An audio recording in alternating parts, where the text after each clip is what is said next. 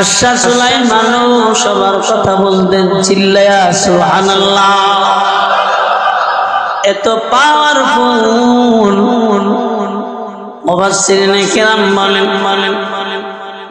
9 mile দূরত্বের একটা সিংহাসন, এত বড় 1000 বিবিকে নিয়ে যখন বহন করতেন, বাতাসকে ডাক দিয়া দিতেন, বাতাস ভোলা সাগর থেকে তজুমুদ্দিন যাব, তজুমুদ্দিন থেকে ভোলা যাব। এত বড় পাওয়ারফুল বাদশা সুলাইমান, এরপরেও তিনি জানতেন না আমার মরণ কখন হবে।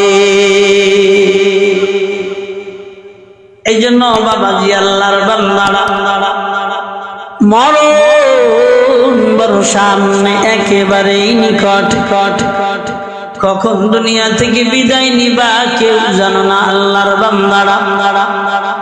এজন্য দুনিয়ার জমিনে গুনাহ থেকে বাঁচা দরকার, জীবন বাঁচানো দরকার না। মানুষ বলে জীবন বাঁচানো ফরজ, আমার হযরত ওয়ালা বলেন ও বান্দা গুনাহ থেকে বাঁচা ফরজ। বলেন বলেন বলেন বলেন বলেন জোরে জোরে বলেন, কি কি গুনাহ থেকে বাঁচা ফরজ রে বান্দা। আজ মরবা কোনো ক্ষতি নাই, কিন্তু আজ গুনাহ করবা তো ক্ষতি হয়ে যাবে। কথা বলেন ঠিক কিনা? গুনাহ করলে ক্ষতি, এই দুনিয়ার জমিনে মরলে ক্ষতি নাই।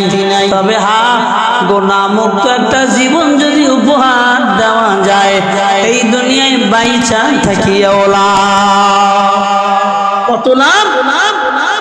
নবীজি বলেন একজন গুনাহ মুক্ত বান্দা এই রাস্তা দিয়ে যখন চলাফেরা করেন, এই রাস্তার প্রতি ঈর্ষা দেখায়। ভালো বান্দারা তো দাম, মাটির উপরে চলে, মাটি দোয়া করে, খাবার খায়, খাবারে দোয়া করে, মুরগি খায়, মুরগিতে দোয়া করে, পাখি খায়, পাখিতে দোয়া করে, গরু খায়, গরুতে দোয়া করে। আল্লাহর বান্দা দুনিয়ায় যারা গুনাহ মুক্ত হয়, এই বান্দাগুলা দুনিয়ায় যেখানে যায় তারা খুশি হয়ে যায়।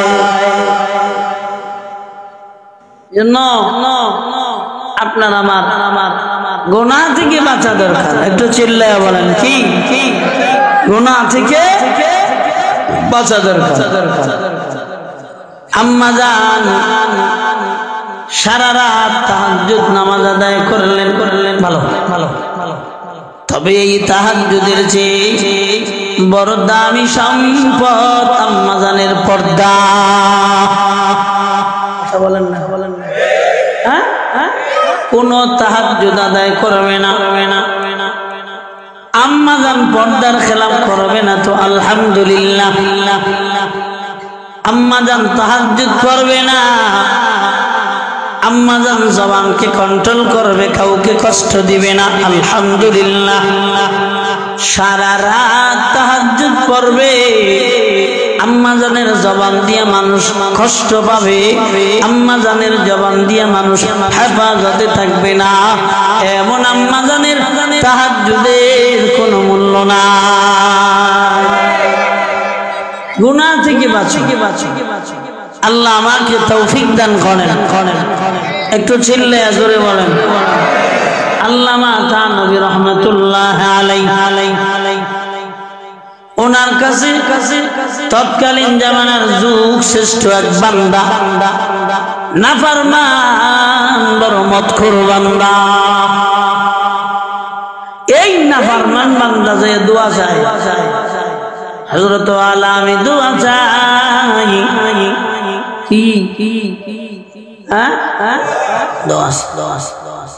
এক নম্বর আমি দোয়া চাই আমি যেন আর মদ না খাই।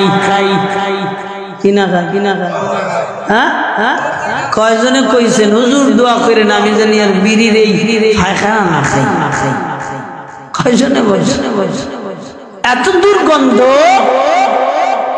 যা পায়খানা দুর্গন্ধর চেয়ে কিনা নাই। হার মান।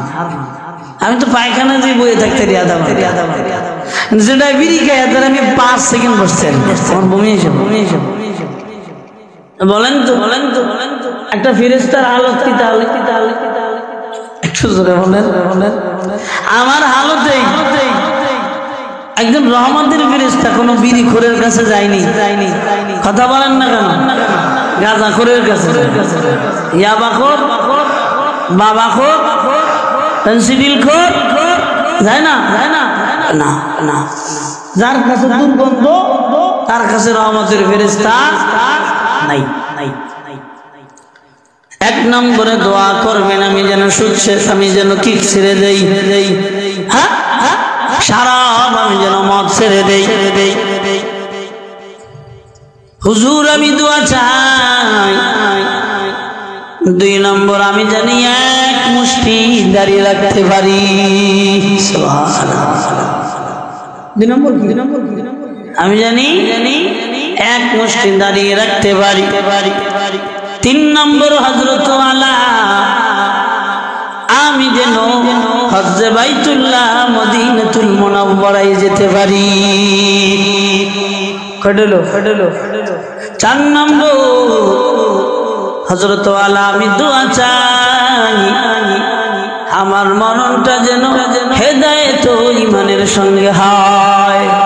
টাটকা একটা নাফরমান বুঝুন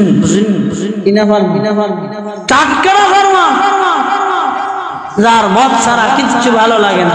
আপনাদের কষ্ট হইতেছে? যার মদ ছাড়া কিছু ভালো না। 4টা দোয়া